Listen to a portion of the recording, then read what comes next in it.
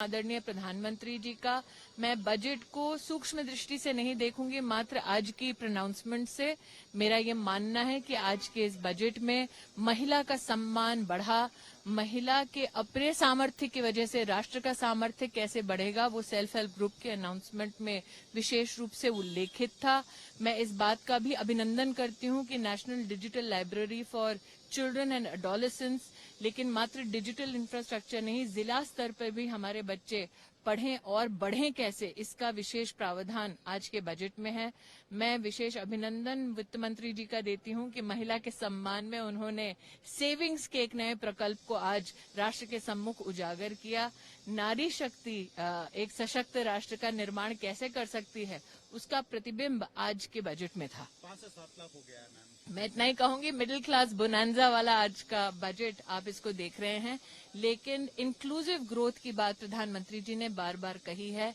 Inclusive budget भी रहा है, इसमें चाहे schedule caste, schedule tribes, OBC, महिला, बुजुर्ग, इन सब के कहीं न कहीं दरकार का ख्याल रखा गया है।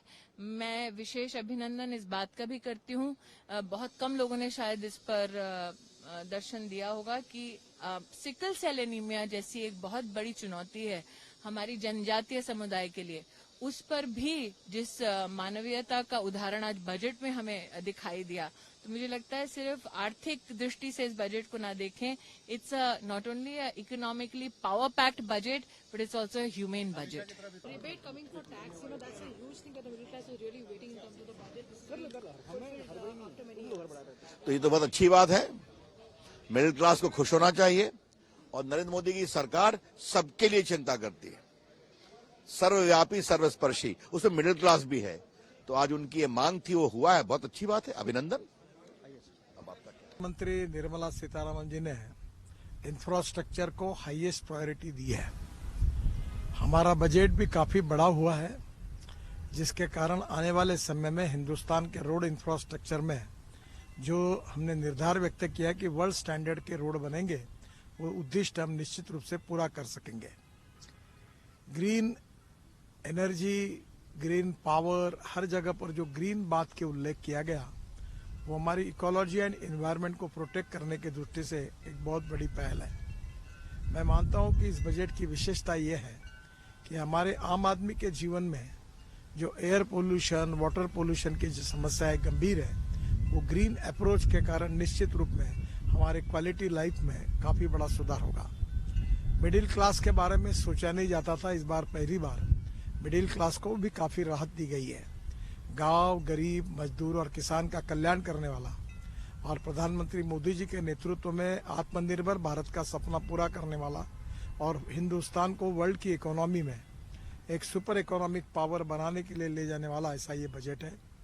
स्क्रैपिंग के लिए जो विशेष रूप से हमारी रिसाइकलिंग इंडस्ट्री थी, उसके बारे में राज्य सरकार और भारत सरकार दोनों जगह अब नई गाड़ी आएगी, जिससे प्रदूषण कम होगा और निश्चित रूप से स्क्रैपिंग के कार्य को भी काफी बड़े इससे शुरुआत हो जाएगी। बहुत अच्छा बजट निर्मला जी ने दिया है, मैं उनका बहुत बहुत अभिनंदन करता हूं और ये बजट प्रधानमंत्री मोदी जी के नेतृत्व में हिंदुस्तान को भविष्य में प्रगति और विकास की ओर ले जाएगा, ऐसा विश्वास व्यक्त करता हूं।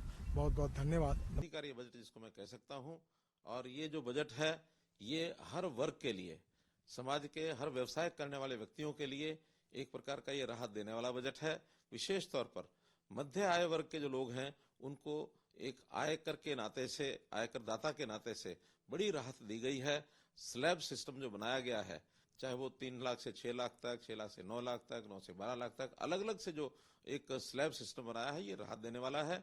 फिर ये चाहे युवा वर्ग हो, महिला हो, चाहे हमारे वरिष्ठ नागरिक हैं, उन सब के लिए राहत देने वाला है। व्यवसाय के नाते चाहे वो किसान है, मजदूर है, वो हमारा चाहे व्यापारी है, चाहे हमारा नया उद्यमी है, वेतन भोगी है, इन सब के लिए राहत जो दे रहा है। और इसमें समाज के जो खास करके निम्न वर्ग के लिए जो राहत की बातें की गई हैं, उनके लिए प्रधानमंत्री ने जो आवास योजना में भी अपना 66% का और योगदान करने की बात कही है। बहुत ऐसे पग उठाए गए हैं, मैं बहुत ही इसकी सराहना करता हूं।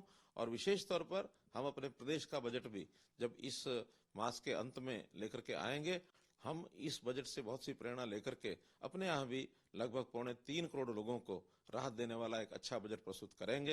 ऐसी आपने देखा होगा कोई खास नहीं, बस 5 से 7 लाख का जो ऊपर ऊंचाई बढ़ा दी है, और ऊपर से अगर टैक्स देखें तो ऐसा लगता है जैसे हम दो हमारे दो भूतों की भाषा में जो लोग कहते हैं, हम दो हमारे दो के लिए खास ख्याल रखा गया है।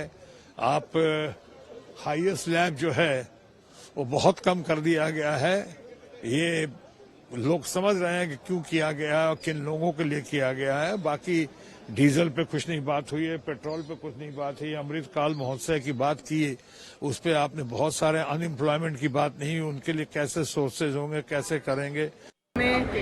नर्सेस का जो अटैचमेंट कॉलेज का किया गया, मुझे ऑल ओवर अगर देखेंगे तो 23 और 24 का बजट इसी तरीके से पेश होना चाहिए था, उससे बेटर होगा।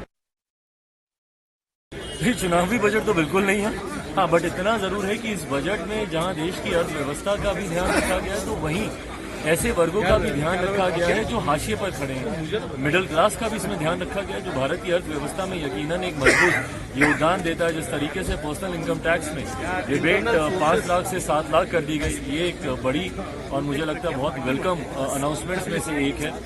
साथ ही में कैपिटल एक्सपेंडिचर में जिस तरीके से वृद्धि की गई है, लगभग 10% की वृद्धि, जीडीपी का 3.3% हिस्सा इसमें जुड़ा है, वो यकीनन भारत में निवेश